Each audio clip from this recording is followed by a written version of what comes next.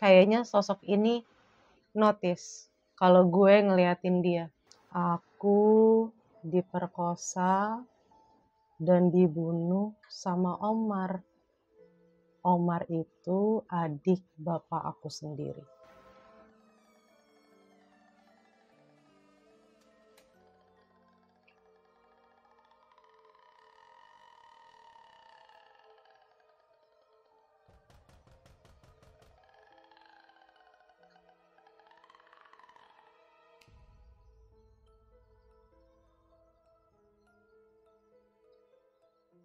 Omar juga ngikat mulut aku pakai pakaian kotor yang ada di dalam kamar mandi. Jadi aku nggak bisa teriak.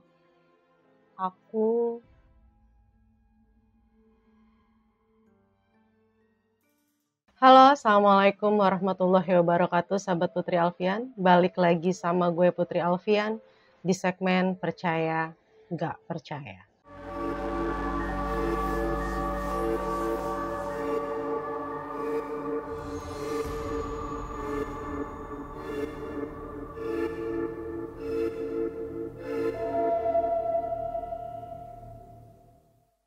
Di video kali ini gue ingin menceritakan tentang sosok Sekar yang gue temui pada saat gue berada di salah satu coffee shop yang gak jauh dari rumah gue. Tapi sebelum gue mulai bercerita tentang cerita Sekar, di sini gue Putri Alfian gak bosen-bosen menekankan ke sahabat Putri Alfian yang di rumah bahwa gue Putri Alfian tidak memaksa sahabat Putri Alfian untuk percaya dengan apa yang gue lihat, dengan apa yang gue dengar, dan dengan apa yang gue ceritakan. Karena di sini gue Putri Alfian hanya mencoba menguak sebuah sejarah atau sebab dan akibatnya dari sudut pandang gue.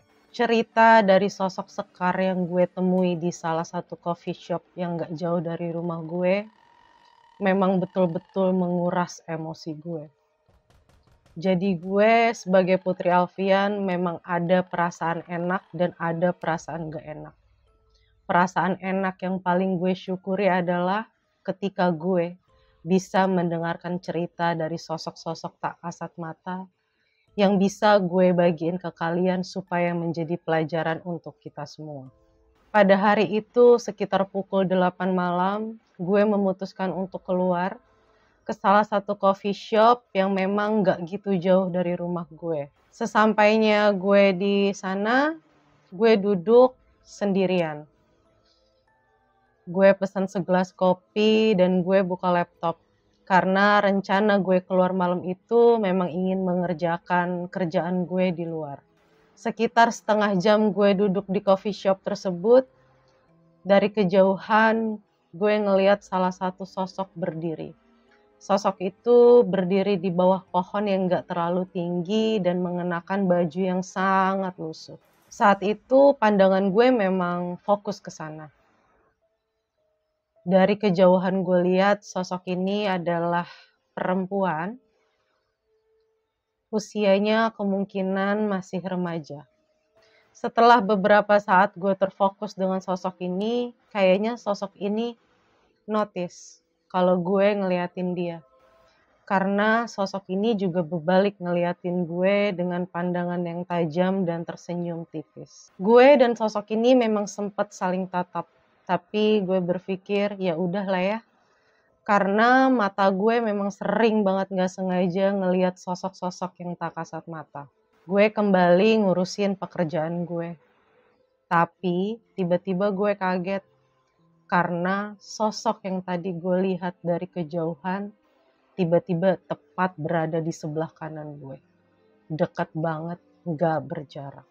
Selain kaget dengan keberadaan yang tiba-tiba ada di samping gue juga kaget karena sosok ini nangis.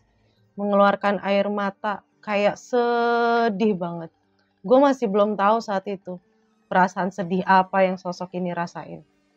Kenapa dia menangis sampai sebegitunya. Dan gue pada saat itu berusaha untuk tetap tenang. Karena gue gak mau orang-orang di sekitar gue ngeliatin gue dengan ekspresi yang aneh. Kak, aku Sekar. Sosok ini berbisik di kuping sebelah kanan gue, tiba-tiba memperkenalkan siapa namanya. Dan gue yang berusaha untuk tetap tenang, akhirnya mencoba menjawab, "Halo Sekar."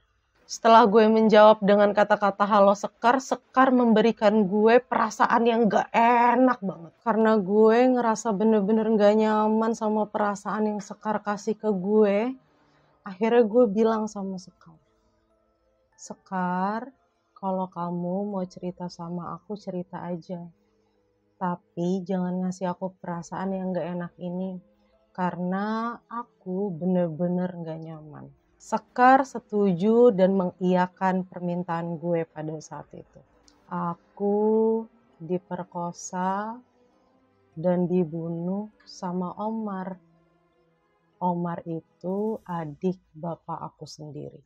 Sekar mulai bercerita sama gue. Dengar cerita awal Sekar, gue kaget banget. Spontan dan gak sengaja, gue mukul tangan gue ke meja. Gue berusaha untuk tetap tenang dan gue mempersilahkan Sekar untuk ngelanjutin ceritanya. Waktu itu aku masih sekolah SMP kelas 2.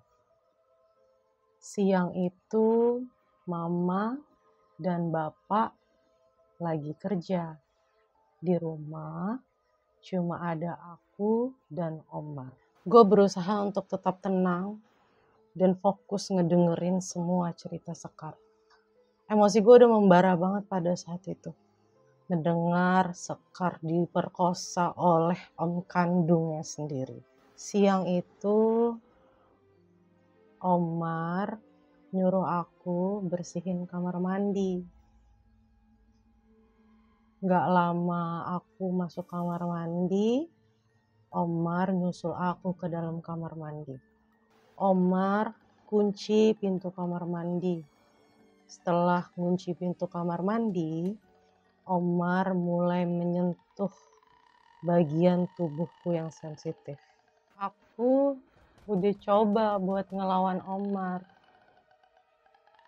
tapi tenaga Omar jauh lebih besar dari tenagaku. Omar juga ngikat mulut aku pakai pakaian kotor yang ada di dalam kamar mandi. Jadi aku gak bisa teriak. Aku cuma bisa nangis dan pasrah. Aku gak bisa ngelakuin apa-apa. Aku cuma bisa ngebiarin Omar terus ngelanjutin kelakuan bejatnya ke aku. Setelah Omar selesai memperkosa aku dan Omar masih berada di dalam kamar mandi. Dengan keadaan lemes gak berdaya, aku bilang sama Omar kalau aku akan ngaduin kelakuan bejat Omar ke bapak dan ke mama. Setelah aku ngomong kayak gitu ke Omar marah banget ke aku. Omar nyelupin kepala aku ke bak kamar mandi. Lama banget. Hidung dan dada aku sakit banget. Karena air dari bak kamar mandi masuk lewat hidung aku. Saat Omar ngelakuin hal itu, aku udah punya perasaan kalau hari itu akan jadi hari terakhir aku di dunia. Setelah itu, Omar ngangkat kepala aku untuk memastikan aku masih hidup atau enggak. Setelah Omar tahu kalau aku masih hidup, Omar ngebenturin kepala aku ke tembok. Sampai akhirnya aku meninggal dunia. Itu tadi cerita dari sosok Sekar yang Sekar ceritain ke gue. Selama ngedengerin Sekar cerita, gak terasa air mata gue netes. Antara gue sakit antara gue kesel, antara gue emosi ngedenger semua cerita Sekar malam itu. Gue nggak nyangka ada om kandung yang tega memperkosa dan menghabiskan nyawa ponakannya sendiri. Berkali-kali gue bilang bajingan selama ngedenger cerita Sekar. Gue pengen banget marah, tapi lagi-lagi gak banyak hal yang bisa gue lakuin selain ngedengerin semua cerita Sekar. Gue sama sekali gak bisa nolong Sekar ataupun mereka semua yang bercerita sama gue, selain bener-bener gue mendengarkan keluhan mereka dan berdoa setelah mereka bercerita sama gue, mereka bisa lega. Karena mungkin selama ini mereka nyimpen semua perasaan sakitnya sendirian. Mereka nggak bisa nyeritain pengalaman pahit yang mereka alamin. Maka dari itu, gue emang gak bisa nolong mereka. Tapi paling enggak, gue seneng gue bisa ngedengerin cerita paling buruk di hidup mereka. Sekar, semoga setelah kamu ketemu dan kamu cerita sama aku, kamu bisa seneng, kamu bisa ngerasa lega, dan kamu bisa dengan ikhlas menerima pengalaman hidup yang pahit banget buat kamu. Aku berharap kamu udah bisa lebih tenang sekarang.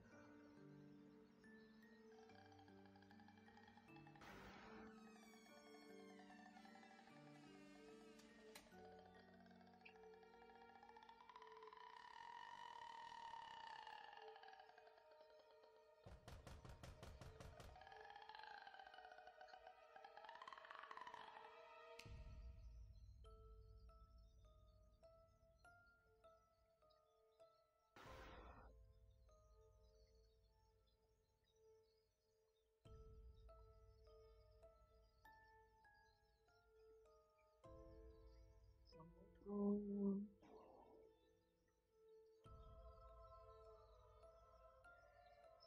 Assalamualaikum, Sekar.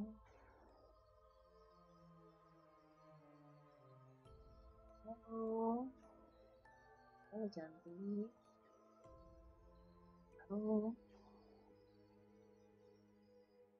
Assalamualaikum. Waalaikumsalam. Duduknya yang bagus ya. Angkat dikit kepalanya ya. Oh, nggak mau. Nggak apa-apa, cantik. Ya dikit aja ya. Oh. Oke, Assalamualaikum, cantik. Waalaikumsalam. Sekar ya. Abangnya Kak Uti boleh tanya nggak, Nang? Itu kejadiannya itu siang hari ya, sayang? Oh, emang selain Sekar sama Om nggak ada orang lain di Nggak rumah? ada. Saat itu rumah kamu di mana, cantik?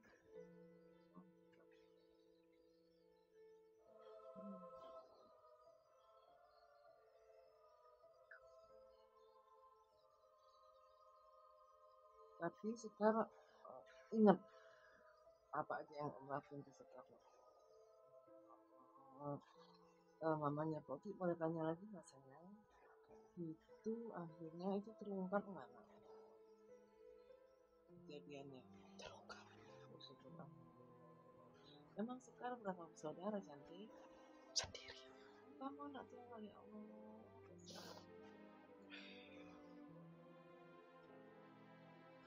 Tapi kamu senang nggak, Neng, udah cerita sama kau ya? Semoga aja ya, sayang, Sekar tenang ya, Nak, ya. Biar kamu ya udah ikhlas aja ya, Nak. Karena emang itu yang udah terjadi emang diri Sekar ya, sayang. Sakit. Memang sakit, cantik, tapi kan itulah manusia, walaupun Om kandung sendiri tidak berakhlak gitu. Gak apa-apa Neng, harus ikhlas ya sayang. Terima kasih anak. Assalamualaikum.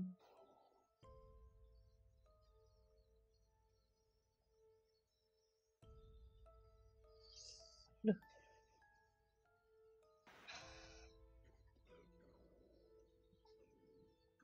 gue gak tau mau ngomong apa. Karena Sekar selalu aja ngasih perasaan yang gak enak banget yang gue rasain. Dari semua cerita yang udah Sekar ceritain ke gue dan udah gue sampein ke sahabat Putri Avenin di rumah. Jadi bikin gue sadar bahwa ternyata di dunia gak ada yang bener-bener bisa kita percaya. Selain mungkin ayah dan ibu kita. Gue gak tahu setan apa yang merasuki kepala omnya Sekar. Sampai dia bener-bener tega ngelakuin ini semua. Karena sesudah Sekar kepalanya dibenturin ke tembok, tubuh Sekar dibuang ke kali. Kali yang deras, sebelum akhirnya tubuh Sekar ditemukan oleh beberapa orang. Gue berharap gue dan sahabat Putri Alvenin di rumah gak akan pernah ngalamin kejadian yang sama Sekar. Dan semoga Sekar juga udah bisa lebih tenang di alam sana. Sebelum gue tutup video ini, gue juga gak bosan-bosan mengingatkan ke sahabat Putri Avenin di rumah bahwa apapun yang terjadi pada saat proses syuting berlangsung, itu betul-betul di luar alam sadar gue atau di luar kendali gue. Semoga kita selalu dalam lindungannya ya. Kalau gitu, gue Putri Alfian pamit. Sampai ketemu di video selanjutnya. Assalamualaikum warahmatullahi wabarakatuh.